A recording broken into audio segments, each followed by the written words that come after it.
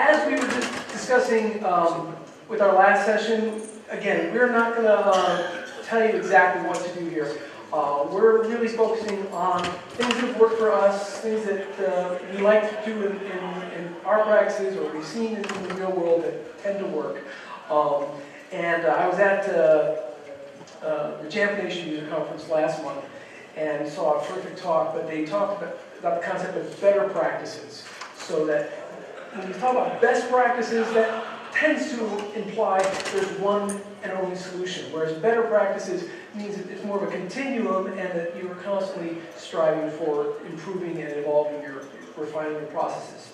So, with that said, yeah, as we already had just covered, we've taken the call, we've gathered all the information, and we've gone on site, done our evaluation, and now we're ready to take all this information and put it into some sort of proposal for our client. Absolutely. So, okay, so now what? All right. So you've gotten the information. You thanked the customer. You've gotten paid for your evaluation. How do we turn this opportunity into a permanent, happy customer? How do we take that panic from that first phone call and turn that into reassurance? How do we change their anxiety about their whole IT infrastructure into trust that you are going to handle it for them and make them feel comfortable and let them sleep at night? Again, the goal here is to take that stranger who was initially reaching out to you and turn them into a business partner, somebody that you're going to be working with for the long haul. So the first piece of this is getting yourself ready. Don't start cranking out a proposal right away. You want to prepare yourself. Exactly. So we've collected all that information.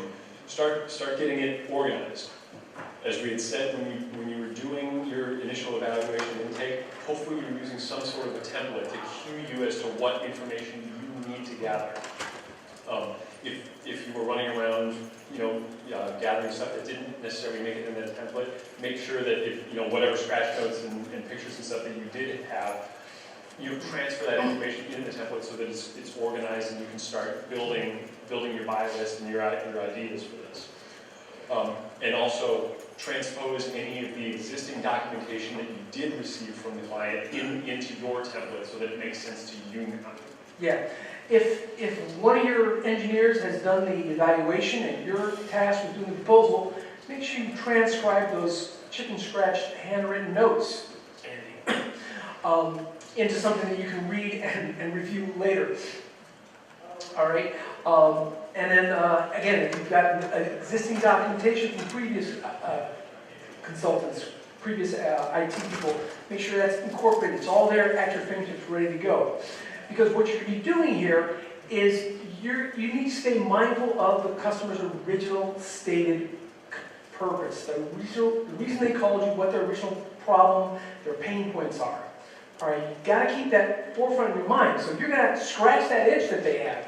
But at the same time, you've got to show them the poison ivy that they keep walking into because everything else in their network or their IT infrastructure is wrong. So it's a delicate balance that you have to make here in preparing this proposal. So you're helping them to see the big picture. So you're focusing on what they actually asked for, but you've got to keep them also interested in the big picture down the road. Yeah.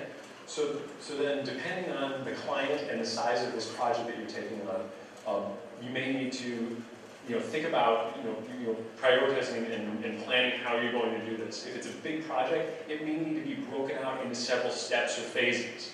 You may need to, first think of a phase one where you're rebuilding their network and their storage and backup infrastructure.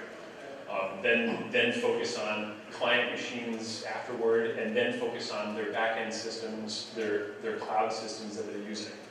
But really make sure that they've got a solid foundation for you to continue to work with and move forward with this relationship. You don't want to make sure they haven't built their house on sand. Exactly. And always be thinking holistically. Again, scratching that itch, the initial problem that they wanted, but looking at the big picture and how you can keep problems like that from occurring in the future, so that their system that you're putting in place continues to run like a well-oiled machine.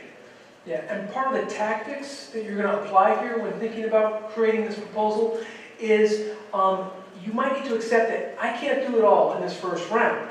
So you need to be reminding the customer of these things that you're thinking of, but it may not be part of the big plan up front. All right, so keeping the customer mindful of the whole picture and let them know you are thinking holistically all along. All right, so now it's time to actually sit down and put some pen to paper. And the key thing I want to recommend here is this is not just a document that we're going to email or hand deliver, whatever we want to do. This is actually going to be a presentation. This is a dialogue, a communication you're going to have with the customer to really make sure that they understand what's going on. It's not just a quote. All right, this is really going to be a presentation. So when you're writing that proposal, that's the approach you should be taking. Yeah, and you may not be using the exact same proposal documentation or formula for every single client. You know, if it's a single person sole proprietorship, it might just be a one-page buy list with a follow-up email after you've shown it to them, which is going to be completely different from you presenting this to the principals of a 40 or 50 person office that are going to be looking for a multi-page document with phases and that they'll have to eventually take to a committee and get approved. So always make sure you're catering this proposal to the client. Definitely. So when you're thinking about crafting this proposal, some things that I've seen, and one of the nice things about being a former consultant and now being in IT at a company, I'm now the recipient of a lot of these proposals, these presentations. So I'm on the other end. And one of the things I see is that these firms that send me a proposal full of 10, 15 pages of the history of the company and how great the founders are and samples of their other work and so on and so forth. It's like, I don't care about that. So don't put in a lot of fluff in your proposal. If you want to add that stuff, you want to have the references or some other context, you can put that at the end of the proposal. Put that at the back pages. But it's really not what the customer's paying for, not what they want to see. Exactly. Yeah, you've hopefully already given them this information. During that intake call and during your initial on-site visit. You've already established that rapport. They know your history. They don't need it emphasized again. Yeah, and so instead you should be focusing, again, as we were saying earlier, on your expertise. Show them the value that you can bring, why you're the expert on all of these things. And also emphasize that you're a consultant. You're not just saying, I'm recommending you buy this hardware, but you're also selling your time. So it's the consulting piece of it that is important that you emphasize. And again, don't get yourself lost in the weeds. Don't use a lot of crazy acronyms, jargon. Keep the whole thing high level, because one of the things that you can also end up doing is giving away the farm. You give them a recipe for how to solve their problems. Now they're going to say, well, thank you very much for this proposal. I'm going to pay the consultant only $25 an hour to do this for me. Or I'll just have, Johnny in the mailroom do this for me because now I know everything I need to do. So keep it high level. And again, if you're emphasizing the consultancy, the expertise, that shopping list at the end of the proposal is not going to be the whole story. All right, that's not what they're doing. So as we keep emphasizing, keep bringing the context of this information back to that original call, what their original needs and wants are. Yeah, that's always going to be the hook. It's really going to pull them in and realize that this has been catered to them and you're catering to their needs. Right. So now I'm looking at the wrong. I'm looking at the next slide. Yeah. Make sure you consolidate all of the costs onto one page at the end. You want to keep it nice and simple with line items divided up by have your hard costs and your soft costs listed, and then also have a separate section for recurring or annual costs for things like subscription services, software licensing, things like that. And make sure absolutely document all costs. You don't want to have any surprises you know, if the client chooses to move forward with this, you don't have anything popping up later that's then they weren't expecting. That will seriously undermine that trust that you've built up over time, is if all of a sudden you say, oh, by the way, I forgot to mention, there's this other $2,000 line item we're going to have to do to make this successful. That said, obviously things are going to change. There is always an inevitability of scope creep. So once you're in that project, I mean, this kind of goes without saying, but make sure you're communicating with the customer. Say, hey, we need to pause here in the project because this has come up, and we're at a turning point, and we have these additional expenses that we're going to need to approve before we can be successful. So make sure you're communicating these things well in advance if there's any changes in the original estimates that you put forward. All right. The other thing that I always like to do when I was putting together proposals is be very conservative in your estimates. If you've just got a piece of hardware, yeah, this is how much it costs. But if it's a time-based service that you're providing, if you've got to rebuild a machine, or you've got to convert an email system from one host to another, be very conservative. Overestimate the number of hours that it's going to take. Pad it, you know, by maybe 20–25%, because you always want to be able to come in under what it is. And if you do end up going over, the customer's already signed off on it. It's not that big a deal. But if you can come in under your original estimates, you're going to look like a hero. You're going to look like the fast, smart consultant that you are, and everyone's going to be happy. Okay, so we've put together this proposal, and now it's time for the actual big reveal for the client.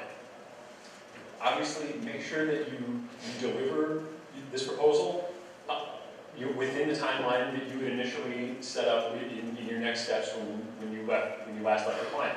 If you told them they're getting it in a week, make sure they're getting it in a week. If they're not, at least follow up and make sure that that there was a change in your timeline. Yeah, we keep coming back to the idea of building trust with these new customers, and you may feel like, hey, I established a lot of trust in that phone call, and then when we had a face-to-face, there was this great rapport. I think they really like me now.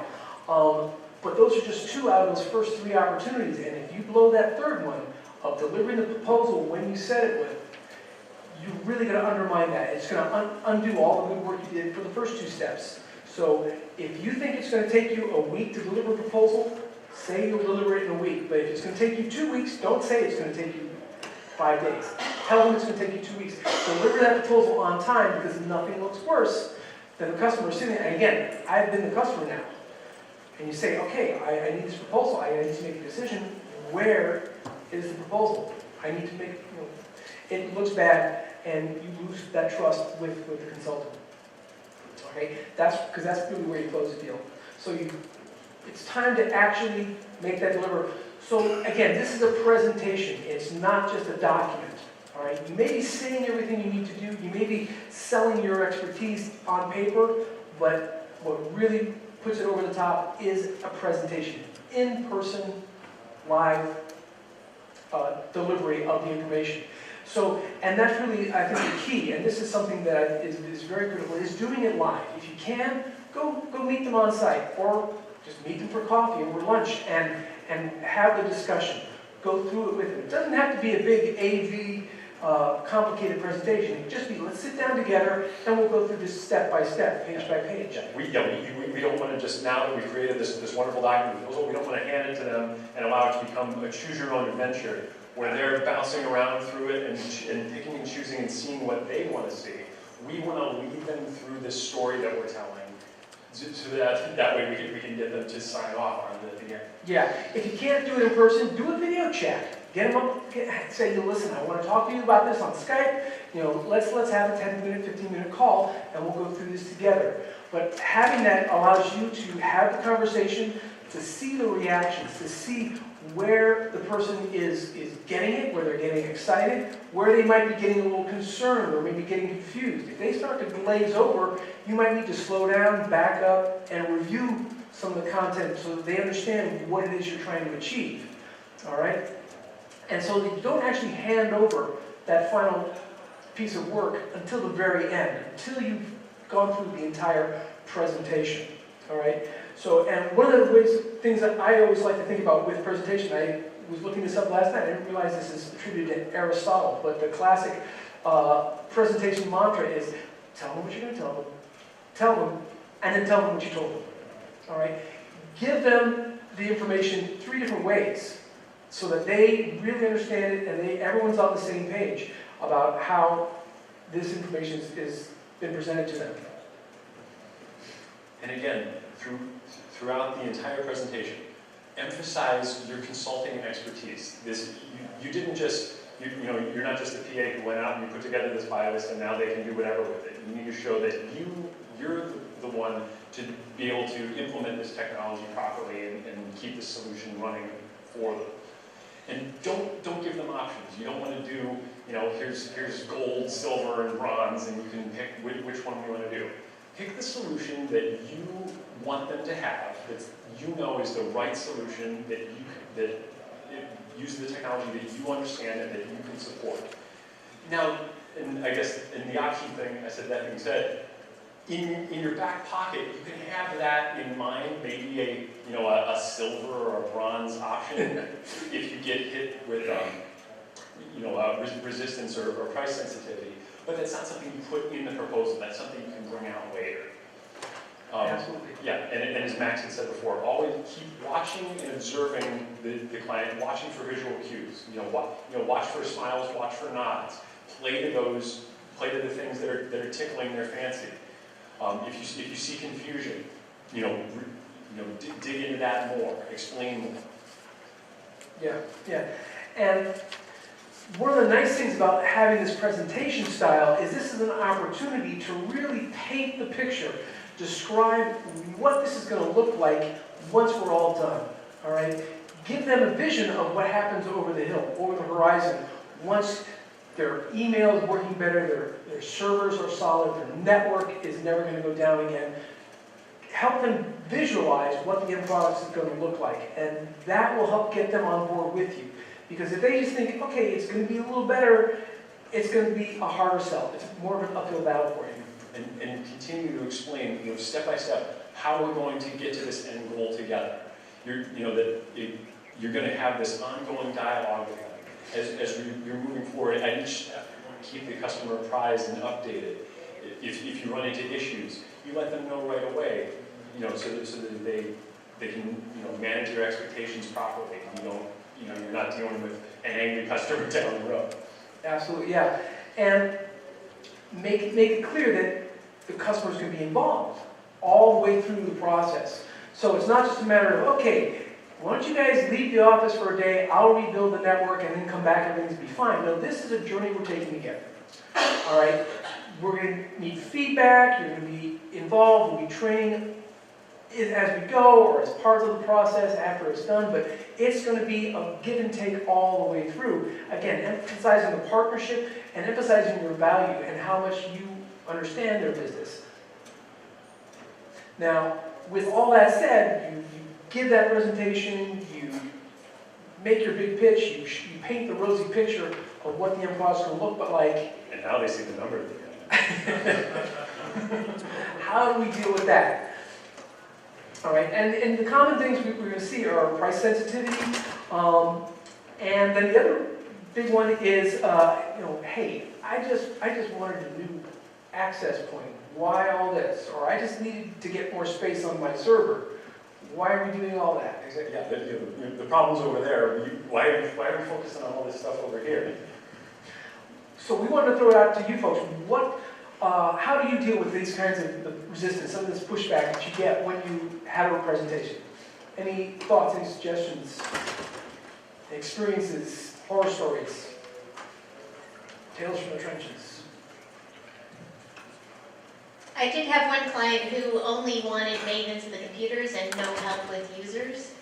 And so the first price I put forth, they're like, no, we're not going to do that. And so I figured out, well, how much time would I need to spend if there was never a user question? And then I put that forward and then did a time and materials for everything else and said, well, okay, so if a user ever calls me and they're approved to call, I'll charge by the hour for that. Mm-hmm. And so I kind of mixed and matched it. Sure, yeah. And I assume though, if you do work with users though, you tend to like try to train them, sort of help them solve their problems down the road. So part of the pitch might be that if I'm able to make your users better users, the calls are going to decrease, right? So you might be able to figure out a way to present this as a return on investment. They will get value down the road because their end users are going to have less downtime, and they're going to get more money out of their employees, more production out of their employees. I guess this sort of turned into the same point, but one of the prices, when price sensitivity comes up, one of the prices that I always mention is the price of not doing it. Yeah. So the price of not doing it is restating the reason why you called me in the first place is, we can do it all, we can do all this stuff now, or we can really, just rip the bandage and fix it and do it right. Or you can keep paying the price of why you called me in the first place. And that's something that we bring in. Doesn't always sound as harsh as I just said it, but, yeah, the price of not doing it is another big price. Yeah, absolutely.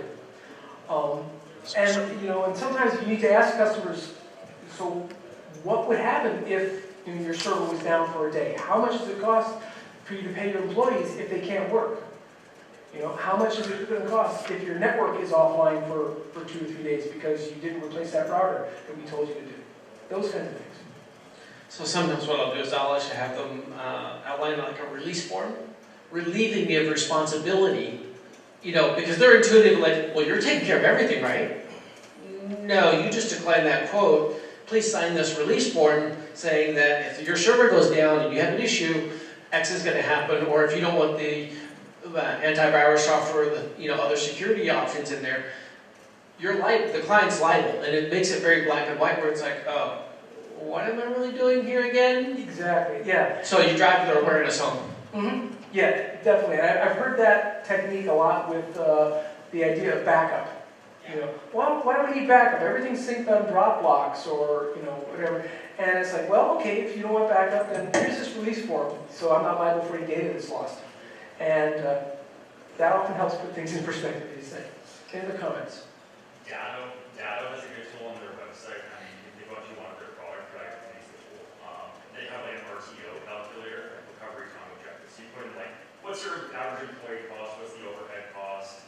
How many people are actually using these systems, and we'll come up with a big number. They'll actually have built their product up. This is what downtime could actually cost you, and really illustrating those costs a little bit what you think about, and working what you want to think about. Yeah. And I think this really segues into what Derek and I were thinking about in terms of that presentation, your proposal, is here's where you can take it to the next level. The dialogue really starts to grow beyond what the original call was, and thinking about how is IT going to fit into this company, this new customer of yours. So again, you're thinking holistically about IT. A lot of principals, a lot of business owners, they don't think about IT holistically. They think, hey, I've got this one-time capital expense of buying computers, and then I'm good, right? My IT expenses is the Comcast bill once a month, right?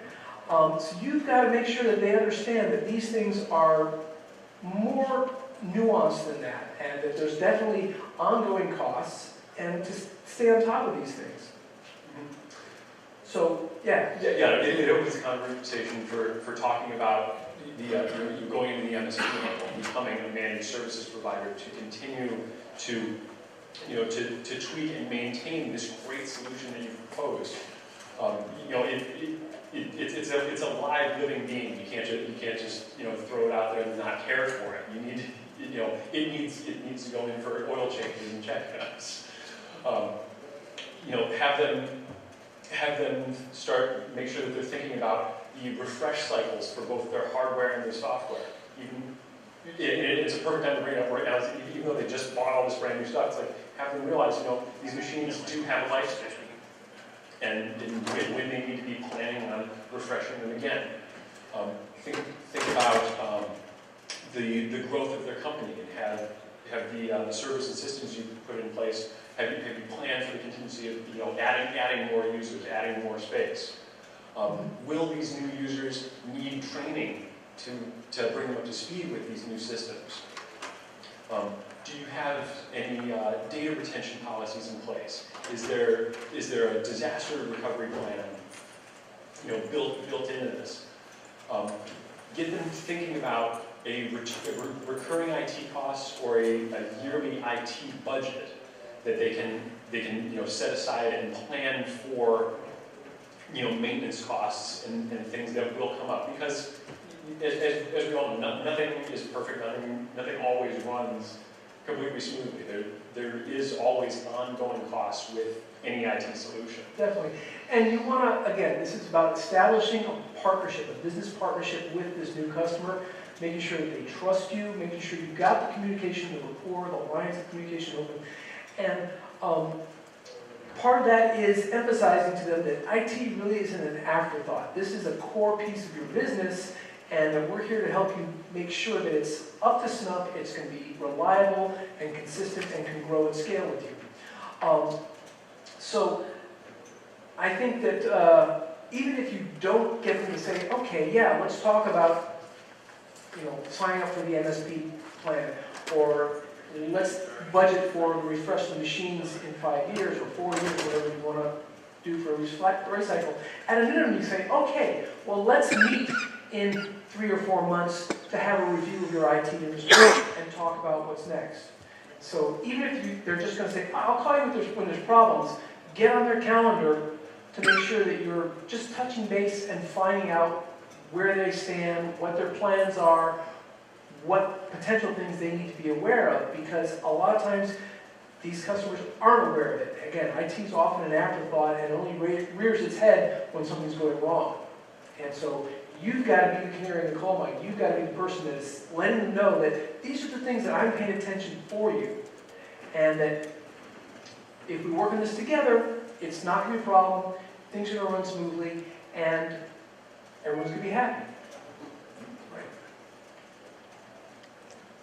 So you've had the proposal discussion. You've given them the deliverable of your proposal, your ultimate costs. You've had great conversations about how you're going to make their lives so much more better, and it's going to be roses and sunshine for the rest of their lives. All right. How do we wrap this up? Yep. So now you're obviously going to give them the actual physical proposal or digital proposal that you've put in, and hopefully in a non-editable format. I've seen it before. The Word document. And just discuss the schedule that you want to put in place for this project. And if it's a small sole proprietorship or a small company you're working with, you may get immediate approval right there, or you may get it later in the day. If it's something where it's a bigger company and they need to take it to committee, there may be a week or two before you hear anything back. But make sure that you've discussed this with the client and you have a set expectation, and then you can follow up to re-engage with the customer and make sure that you haven't left anything missing, or if they have any questions or refinements that need to be made to this proposal that you've now given. Yeah, and the other thing to emphasize to the customer is, especially if you're a fairly busy consultant or consultancy, you need to let them know that, hey, this is a 30-day quote. This is good for now to the end of the month, but if you don't get back to me, we may not be able to get to this for another 2 months, because I've got other customers that are demanding my time. So let them know that, if we close on this quickly, yes, we can get you on the calendar and we'll take care of this in short order. But if you drag your feet, I'm sorry, but it's going to take me a little bit longer to get back to you as well. All right? And there might be some value in doing that even if you're not the busiest consultant. Yeah, it's another way of justifying your value, your expertise. Absolutely. That your time is money. Yes, yeah. Setting expectations. Yeah, continually setting those expectations, absolutely. Absolutely. So you've wrapped up, you've delivered your proposal, you're feeling good about it, you've walked away. Follow up. Make sure you send them another summary, a thank you, and then give them an opportunity to ask more questions. Maybe give them a phone call, say, hey, anything that's not clear, do we understand everything? Especially if there's during the presentation that they seemed a little shaky on, go over it again. Go over it one more time with them to say, okay, did this still make sense? You still clear on that part? So that keep in mind that you are thinking about them, that you are still engaged. Even if they're just saying, okay, well, they're just waiting for the check. Make sure they know that, again, this is a business partnership that you have established. And that will, again, emphasize the rapport, the trust, the relationship. So that's kind of our theory. That's our approach to dealing with proposals. You've now organized all the information you've collected, wrote your kick-ass proposal, and then you've now presented this solution to them, guiding them through it, not the choose your own adventure option. Yeah. You've told the story you want to be told. And I think one of the things that's unique and something that took me a long time as a consultant to recognize is sort of those last two steps. I usually combine them in one, just like, yeah, write a proposal, hand it off, maybe a few questions, but hopefully they'll get on board and we'll have a great time. But by breaking it out into two pieces, you really then provide, again, emphasize the value, emphasize your expertise, and elevate it to the next level. So, with that, I want to say, do we have any more discussion, more ideas, thoughts, any techniques that you found have been really successful in giving proposals? Oh, I didn't put the Q&A slide in there, what happened? Anyway, yeah. Well, you know who we are. So questions, this discussion, Alex.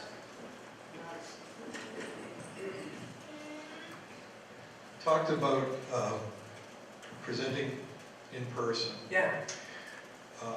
This is a weird question, but like, what would you wear when you're doing that? Are you wearing your little techie shirt that says, I'm a Mac guy, or are you wearing your, suit and tie because you're talking to the business owner and you're talking turkey that day, like, or do you just always wear the same thing that you always wear? And it really kind of depends. It depends on your business, your consultancy. If you're the principal of a consultancy, you're presenting the proposal, but you're going to be sending other engineers in, then yeah, maybe you want to present a more professional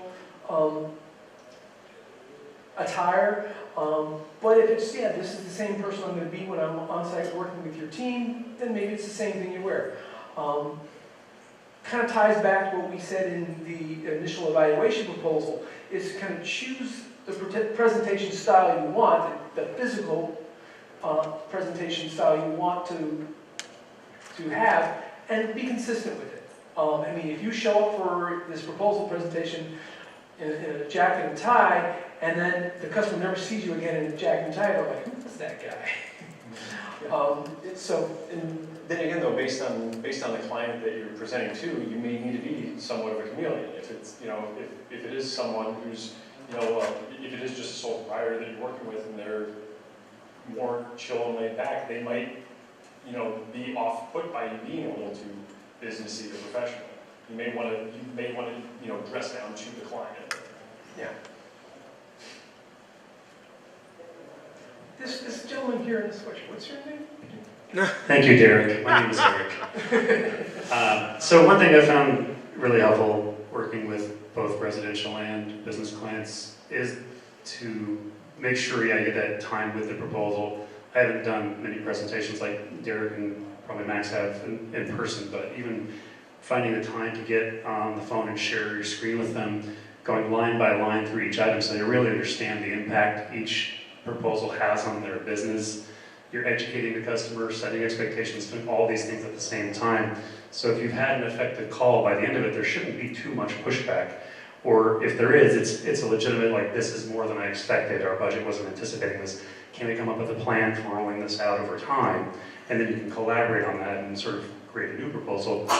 And that's when you're really earning your keep as a consultant, because now you're partnering with them to help them see the path to a solution that's going to really, protect their data, improve their workflow, increase revenues, all these things that you're opening their eyes to, and really, maybe they're not going to necessarily know how to deploy them themselves. They're not going to necessarily be able to take this to another IT company and have them do it instead, but they'll really get the value from that proposal when you have a good conversation with them. Not something rushed 15 minutes when they're on their way to the airport or something, but something, even when it's a click-to meeting or whatever it is, that's almost as effective as being there in person, where you can really take your time with it and make sure they understand everything.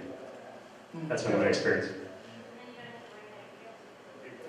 Unless your camera, you forget to turn on the Yeah, yeah.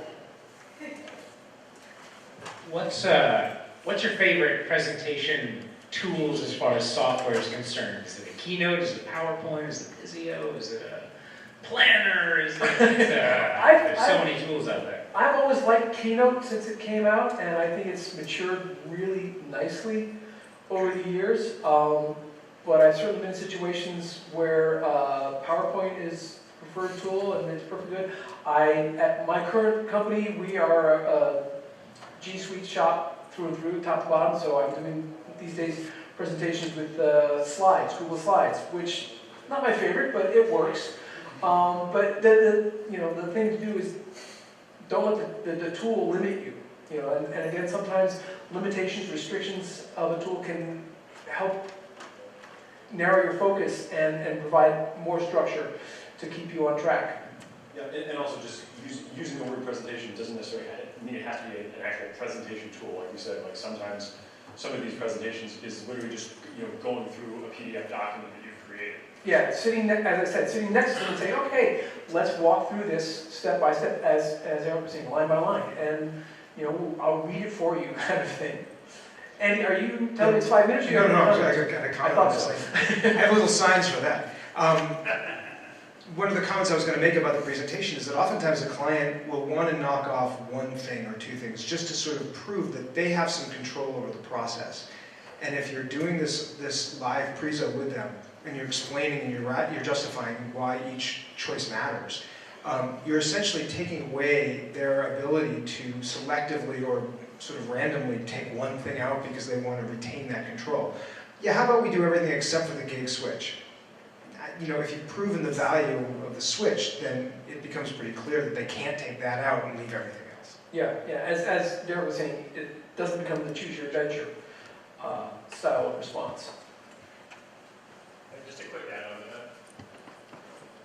When I get that kind of pushback in particular, Andy, what I find is that, again, this is about setting expectations and educating the customer or client, reminding them that they retained me to advise them on what they should have. Like, we're not recommending a bunch of extra stuff to make additional money, but these are the things we think that they need in order to achieve the goals that we've described together. So if you want me to help you do what you say you want to do, this is what we need to do, and that way you're giving them some of the control back. You're saying, this is what we need to say to achieve what you said you wanted to achieve.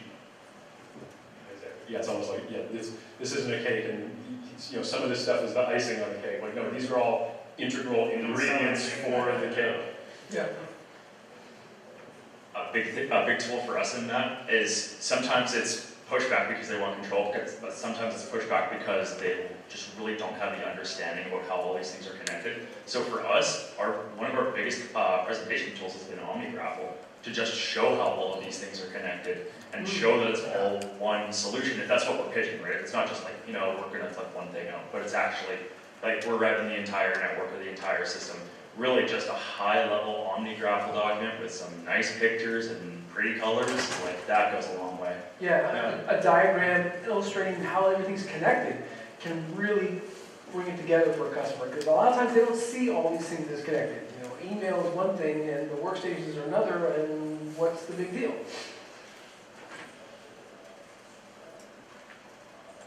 Other questions or comments? Yeah?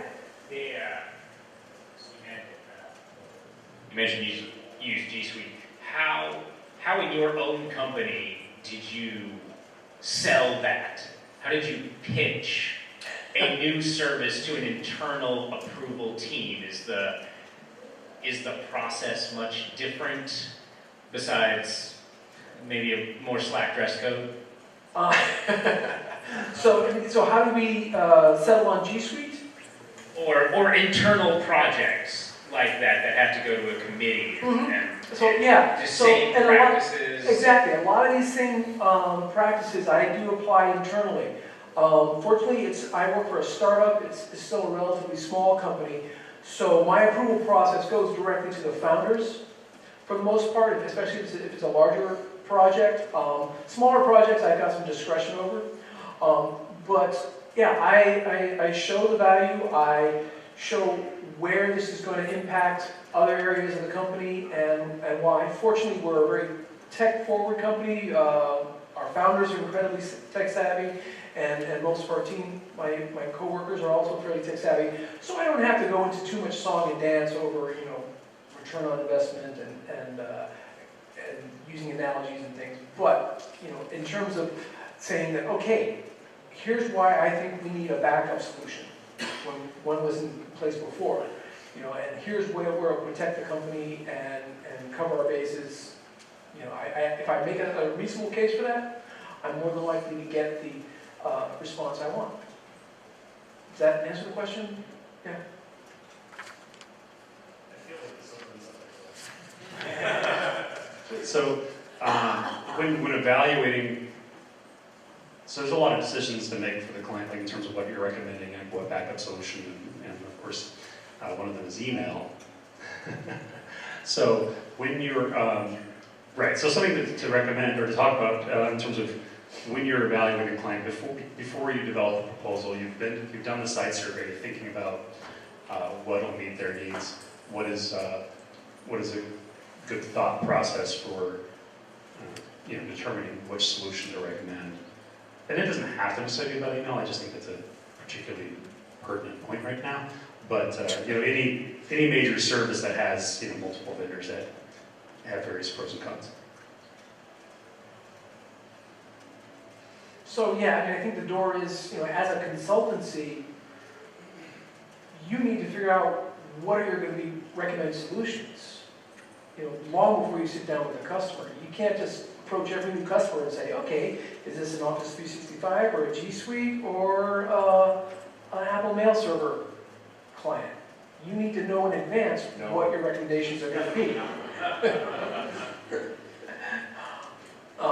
So I think that's kind of the internal discussions that any business, consulting business needs to have is what are going to be my go-to solutions for various types of scenarios, whether it's, what am I going to use for networking? What am I going to use for Wi-Fi? What am I going to use for an email hosting service? You make sure, when you're making this recommendation, make sure you've done your research so that you can justify your decision. Yeah. So if things, if things change with a certain service, you can justify why you have made a decision or not change that decision. Yeah, you look at the websites of some consulting companies and they list their partners, all the brands that they're happy to resell or install.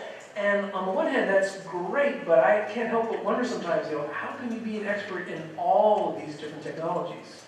I mean, you can't know Meraki and Ruckus and, SonicWall down to the core, very well. You're probably pretty good in all of them, but who's going to be the one that's going to have the real deep knowledge of any one of these technologies? They're all good in their own right, but you've got to pick one and stand behind it, I think. That's kind of the approach we've always taken.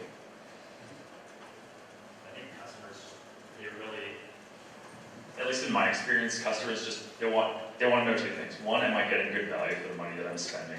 And two, are you selling this to me because you've got it on the shelf and you want to get rid of it, or because your vendor is taking you out for lunch the next day? And that's why we said there's those kinds of relationships. Like if you go to our website, you won't see partners all over the place, things like that, because we've made the decision internally that we're a consulting firm. Generally speaking, we tend to use these solutions because we know it pretty well, and we know that the customer is generally going to get good value out of it, at least for our standard customer that we're normally going with. But if we can prove that the customer is going to get a good value out of it, we're not just trying to fleece them on something, it usually goes pretty well.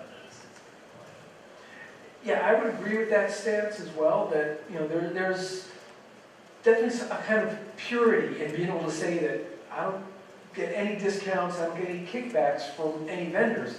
But at the same time, you should be able to tell a customer, listen, yes, we do get a small spiff for selling you this particular gear, but it's the gear that we know will work. The reason we went behind this one is because it is the best in class for what you need to do. So it kind of cuts both ways. Yeah, Is my you point. also want to know that you actually support what you sell. Absolutely, yeah. It's, again, you're not just buying what's cheapest that month from Newegg. Yeah, you're drinking your own Kool-Aid. Yes, absolutely. Any other questions, comments? We got to wrap up here. It's almost lunchtime. No, not, Now, there's break- another session. Break time. Break time, coffee time, and Break time. second breakfast. Okay, well, thank you again.